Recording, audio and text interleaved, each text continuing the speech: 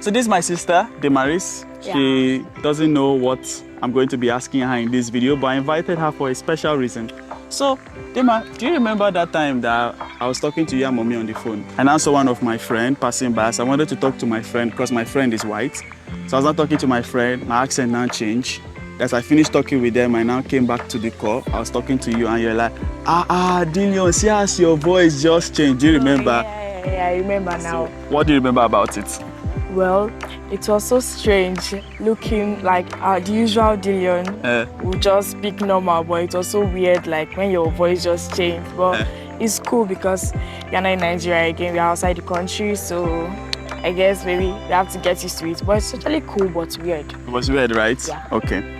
Well, thank you. That's all I wanted to do with you for this video. Okay, thank you. Thank you for being on my YouTube channel. Thank you. Justice for people that went abroad and their accents changed. So that's very spontaneous. Me and my sister did not prepare for that conversation before coming up here. But anyways, I am currently in Nigeria, my hometown. You're probably hearing the noises of people around playing football in the field and everything. So the point of this video, the last few years, I realized, before the chicken bites me, I realized that my accents changed. For me, realizing this wasn't a big surprise, but it also made me reflect. I'm scared of this chicken. It made me reflect a bit on why does my accent change when I'm speaking with different people? Why am I just so unconscious about it? Where did I even develop an accent from to begin with? Being in Nigeria, if somebody is hearing me speak like this, for example, the people around, they'll probably even think that I am forming an accent, or I'm not proud of my Nigerian accent and I'm trying to speak like the white people just because I went abroad.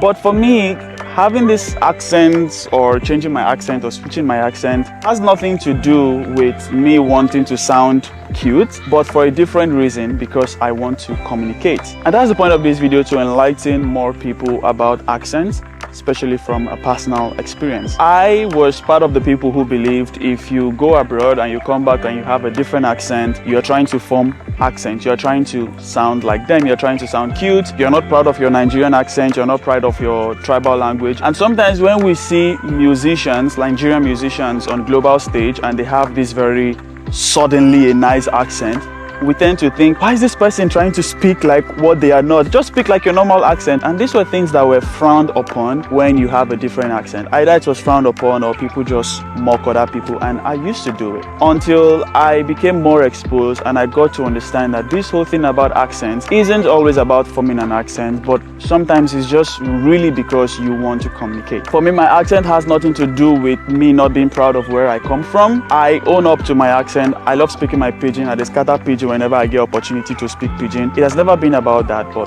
to communicate. So in preparing for this video, I came across this article about accents, and there were some very important points highlighted in this article, but this was the section that was most interested to me. So this article talks about how different accents are marketed, especially towards Africans. Like the people in the United States, they sound really cool. The people in the UK, they sound very posh. People in French and all of that. And honestly, I was influenced by things like this. I really had this desire growing up that, oh, I want to speak like these guys, they sound so nice. You know, for us watching Hollywood, watching some of these American movies, I really wanted to speak like them, especially the British. I love the British accent.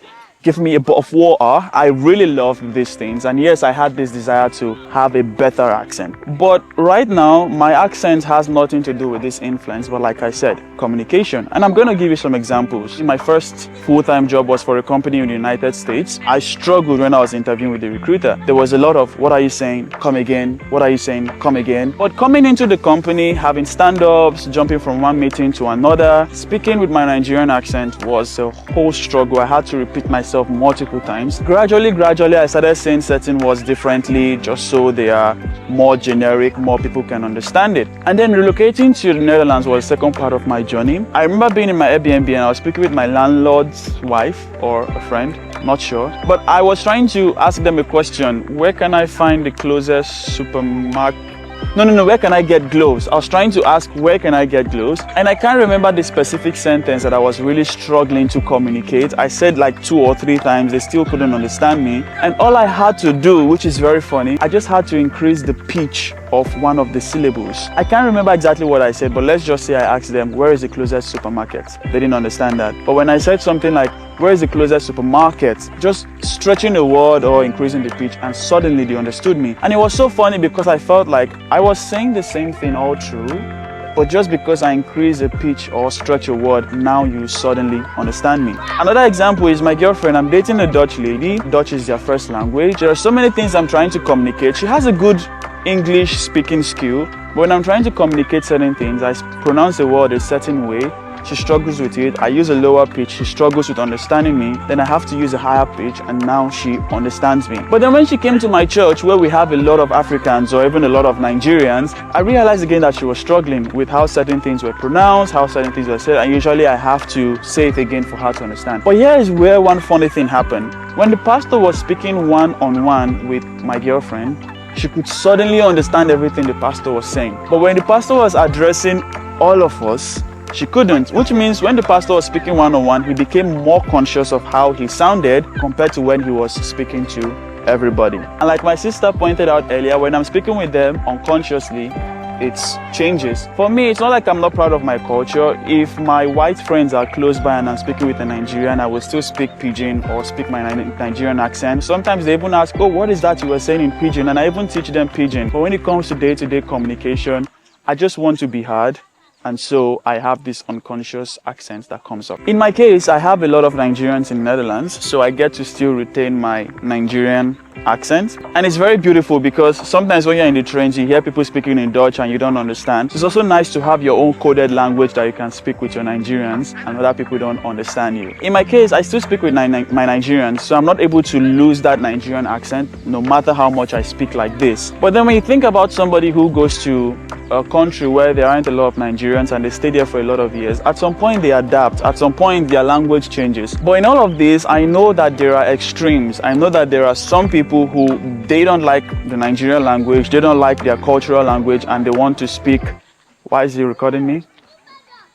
I know that there are some people who they want nothing to do with their cultural language and they want to sound really nice and whatnot. I know there are such extremes, but then there are also people like me who, honestly, I love my language. I love sounding Nigerian. If I could speak my tribal language, and unfortunately I can't, so please don't attack me in the comments. If I could speak that, I would also speak that in the Netherlands. I honestly do not care about that, but my switch to a different accent is because I want to communicate. But at the end of the day, all of this comes down to choosing your battles. There are definitely people who have an African accent, and even if they go abroad, they never want to lose that accent. They keep speaking like that. It never changes no matter the audience they are trying to, approach. So there is a lot of maybe speaking it again or trying so hard so that other people can understand you. For me, that's a stress that I do not want. I just want to be understood. I don't really care, oh, is my language nice, or do I sound fancy, do I not sound fancy? I just want to be understood. I just want to communicate. I don't have the stress to be repeating myself over and over again. All of this again is just to enlighten people about accents, that this accent doesn't always have to do with not liking your culture or trying to sound nice. Sometimes it's just for communication. So once again, justice for people that went abroad and their accent changed.